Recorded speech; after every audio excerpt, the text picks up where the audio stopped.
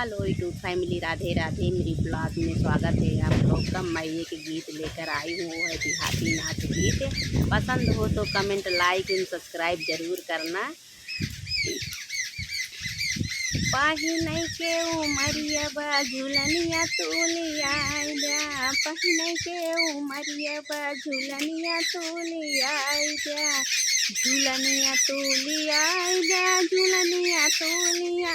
जा, पहिने कुमरिया बा झुलनिया तोलिया जा, टीका वाली आई जा, नाथिया ली आई जा, टीका वाली आई जा, राजा नाथिया ली आई जा, पहिने के उमरिया बाटी कुलिया ली आई जा, पहिने कुमरिया राजा टिकुलिया ली आई जा, पहिने के उमरिया बा झुलनिया तोलिया आई जा, के उमरिया बा झुलनिया तोलिया आई जा, झुलनिया तोलिया आई जा, झुलनिया तोलिया आई जा, पहिने के उमरिया बा झुलनिया तो गढ़ाई जा, कंगना लियाई जा, चूड़िया लियाई जा, कंगना लियाई जा, चूड़िया लियाई जा, रंगावई के उमरिया बा मेहंदिया लियाई जा, रंगावई के उमरिया बा मेहंदिया लियाई जा, पहिने के उमरिया बा झुलनिया गढ़ाई जा, पहिने कुमरिया बा झुलनिया तू गढ़ाई जा, झुलनिया तू गढ़ाई जा, झुलनिया तू गढ़ाई जा,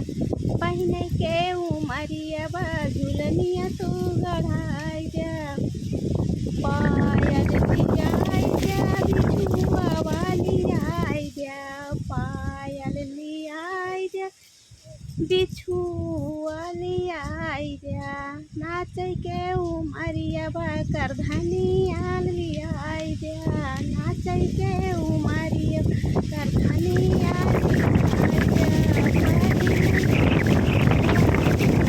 झुलनिया तू गढ़ाई जा,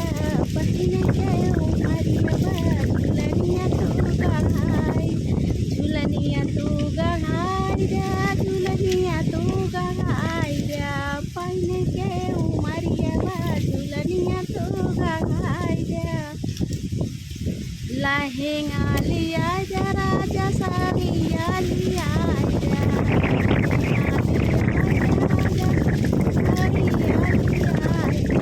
पहिने के उमरिया बा झुलनिया तू लिया जा, पहिने के उमरिया बा झुलनिया तू लिया जा, झुलनिया तू लिया जा, झुलनिया तू लिया जा, पहिने के उमरिया बा झुलनिया तू गढ़ाई जा। मेरा गीत पसंद हो तो कमेंट जरूर करना मेरे यूट्यूब फैमिली भाई बहनों।